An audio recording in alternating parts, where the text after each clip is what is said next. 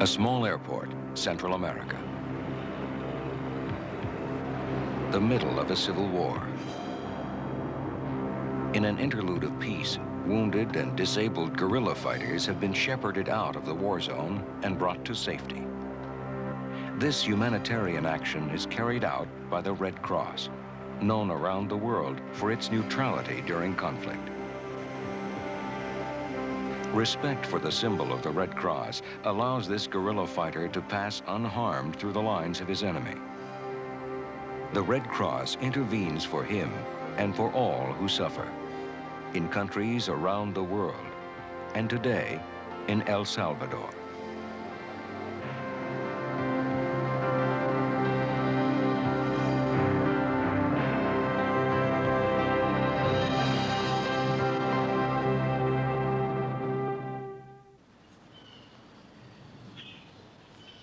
The explorers named it El Salvador, which means the Savior. Like other Central American countries, it is lush and green and poor. The Salvadoran people are known for their hard work and perseverance, but they are battling formidable odds. For 8 years, a civil war has splintered families, driven people off their lands into overcrowded cities, and killed the young. Salt was poured on the wounds of this country when an earthquake ripped through its heavily populated capital. For many in El Salvador, each day is a struggle. But they are joined in their struggle by the Red Cross. Here, the Red Cross is doing the work it carries on throughout the world, feeding the hungry, sheltering the homeless, treating the sick, protecting victims of war.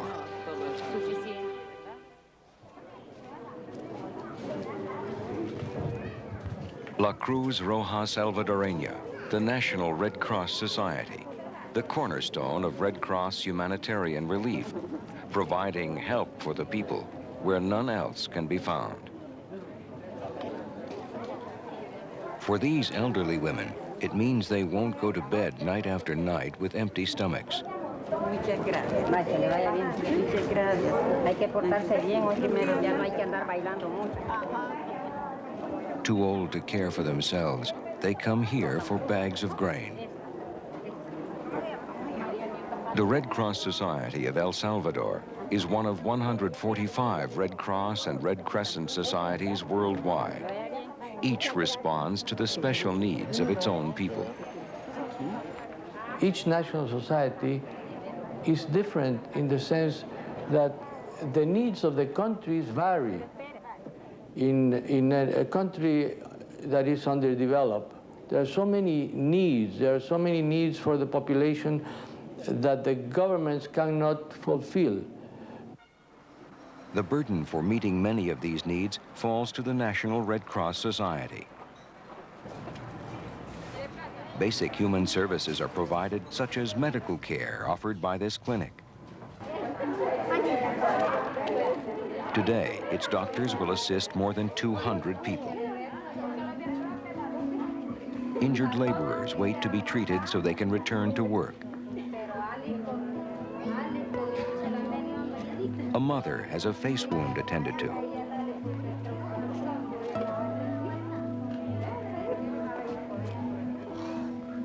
If the Red Cross wasn't here to stitch up this woman's wound, who would do it? For her and for so many others, the Red Cross Clinic is the only medical assistance available.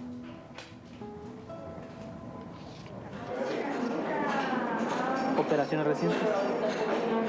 Not far from the clinic, the Red Cross is working to meet another critical problem, the demand for blood. Like many other national societies, the Red Cross in El Salvador helps to meet the country's essential need for blood. 40% of the blood supply is now furnished by the Red Cross.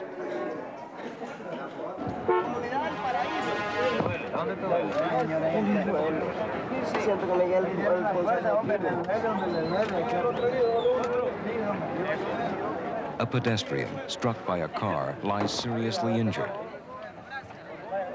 Highly trained volunteers, known as socorristas, rush to the scene.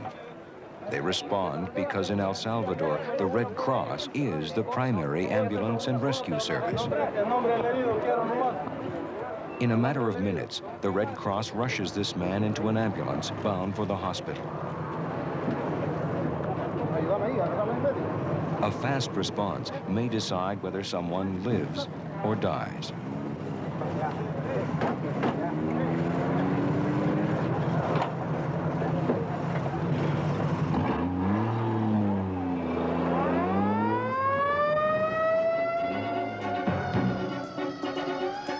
October 1986, a massive earthquake shakes the city of San Salvador.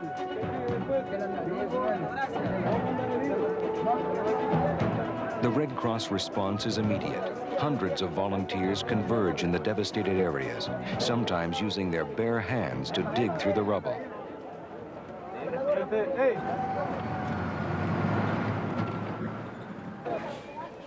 A disaster victim remembers fearing for her daughter's life and finding her alive.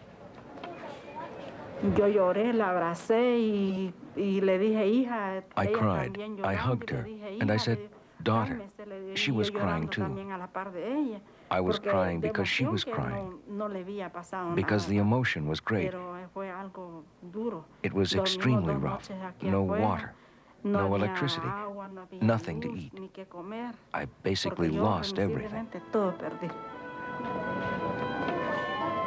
In the aftermath of the earthquake, the Red Cross of El Salvador faced an overwhelming situation.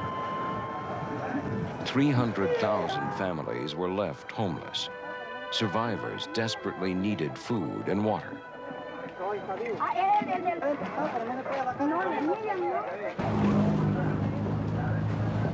Help came to the people of El Salvador from all over the world.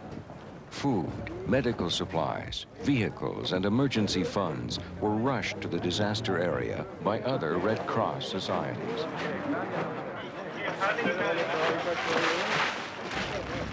Disaster relief such as this is coordinated by the League of Red Cross and Red Crescent societies. The League, based in Geneva, Switzerland, is a federation of Red Cross societies. Its existence assures that no individual Red Cross society faces a catastrophe like this alone.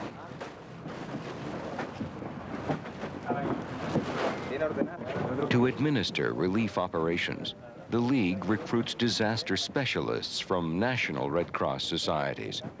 These delegates are sent to the stricken area, where they collaborate with the Red Cross of that country.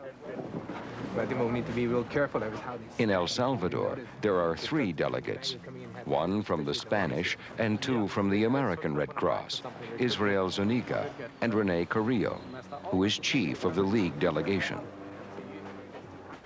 Yeah, the system that we use for the League delegates is that we borrow people from national societies, in this case from the American Red Cross. The American Red Cross has now been training people for the last 8 or 10 years, and those people are on call, and are on call for emergency periods where they can be sent to any part of the world to provide that assistance that is needed between the League, the national societies, and in many cases, just with the general public.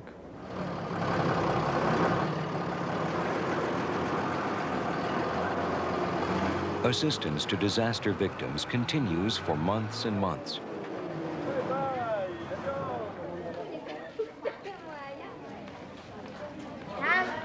Emergency food from the League is brought to La Providencia, a shanty town of 300 families that was built from the ruins of the earthquake. There are many such La Providencias in San Salvador. League delegate Israel Zuniga oversees the feeding operation. You're going to find that the majority of these people really do need these food. They don't have work. They have 5 or more members of the family, sometimes as many as 14 people living in a small shack. And you'll find that the kids, when you see these kids, are actually malnourished. And the food that they get may be all they get for some time to come. Vilma Monterrosa.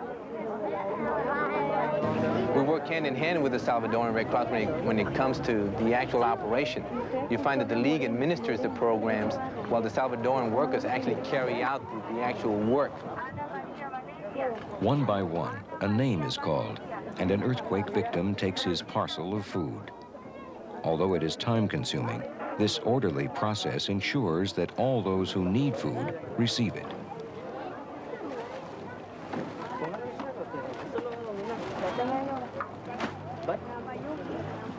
Operating independently of government or any other groups, the Red Cross channels food directly to those who need it, people to people.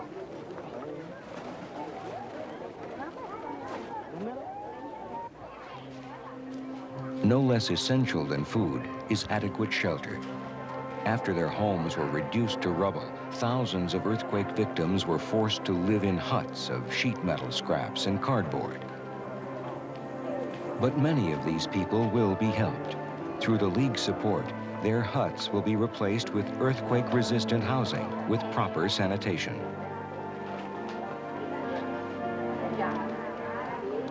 Today, Renee talks over some changes in the construction plans with community leader Don Francisco, a local shoemaker. His people will be the first to benefit from the League housing program.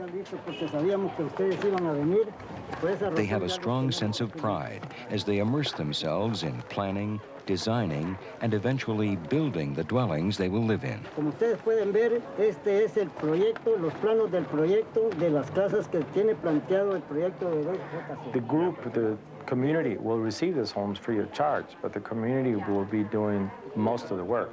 They will do all the hard work of shovels, picks, removal of dirt, and later on they will build all the doors, the windows, they will build the inside walls, all the work that is not technical work they will do.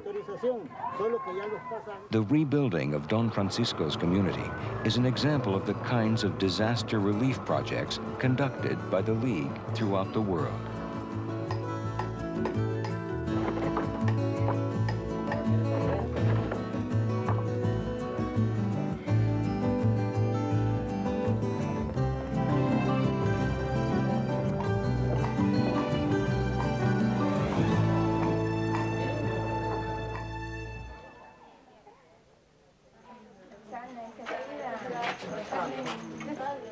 Before dawn, Red Cross teams gather up wounded guerrilla soldiers at 9 prearranged locations.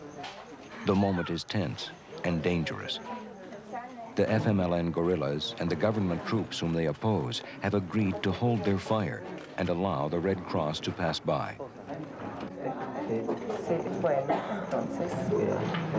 The wounded will be escorted through their enemy's lines to the airport. If all goes well, they will be flown out to countries that have promised them sanctuary.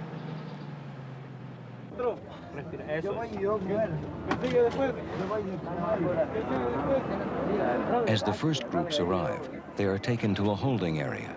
Here, they will wait throughout the day until all the other teams arrive safely. Only a short time ago, these wounded and disabled guerrillas, some very young, were fighting against the soldiers that now surround them. But for this moment at least, fighters from both sides agree to a fragile peace.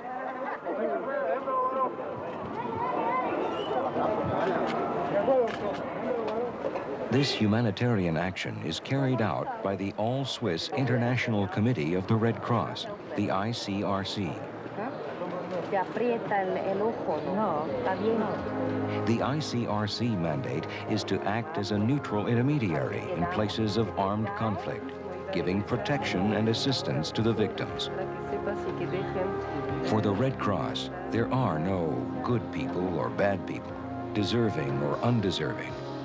There are only people who suffer, who are wounded and weary. Today, it is the guerrillas who are helped. Tomorrow, it may be the government soldiers.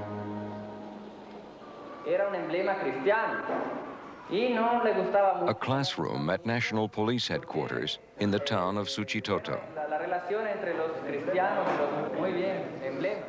An ICRC delegate explains Red Cross humanitarian principles to these soldiers.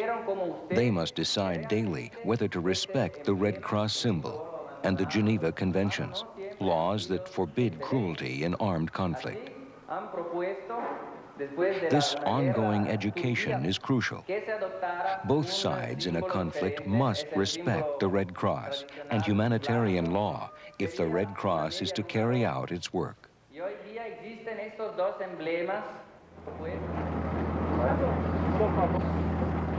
ICRC delegates, along with volunteers of the Salvadorean Red Cross, traveled through the war zone to Jutiapa, one of numerous small villages victimized by the war. Until recently, Jutiapa was a ghost town, the farmers driven off their land by the fighting. They're now returning, but to barren fields. Although the ICRC brings food, seed, and fertilizer, there is a more important reason for their presence. Well, in general, we can say that an important aim of the ICRC presence here in Jutiapa, but of course also in other places in this country, is the protection of the civil population. A population who is between the fronts of the two parties in this armed conflict. ICRC delegates meet with villagers to see if they have been harmed by the warring parties.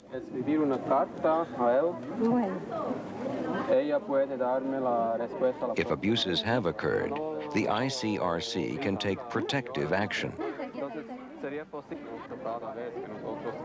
The opportunity is also taken to deliver a message about a missing person. Almost as bad as losing a son or a father is not knowing where he is or whether he is still alive.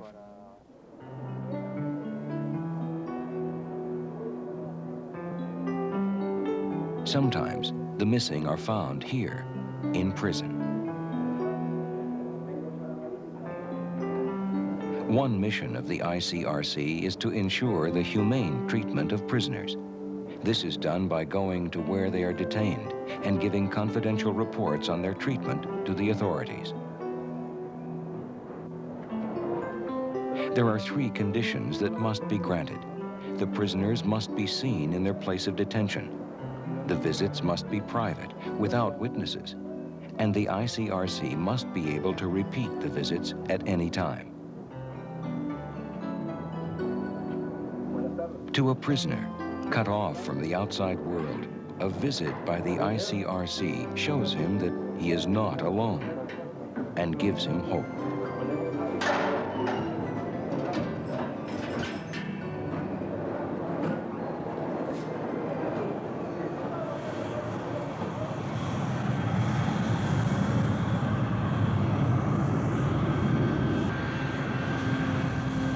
Comalapa Airport. The last of the ICRC teams has arrived safely, and the wounded guerrilla fighters prepare to leave their country. Their future is uncertain, but the Red Cross has given them shelter away from the battle, in a place where they can heal. In a world filled with fighting and suffering, one international organization remains apart from politics, committed only to helping and healing.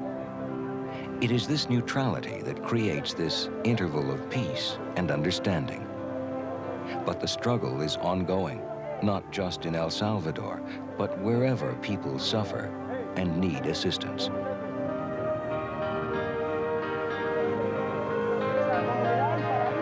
Through the work of the individual Red Cross societies, the League, and the ICRC, victories are won every day, all over the world. Treating the sick and the injured, giving hope to the imprisoned, shelter to the homeless, food to the hungry. All by people in a movement begun over a century and a quarter ago, known by the symbol of the Red Cross.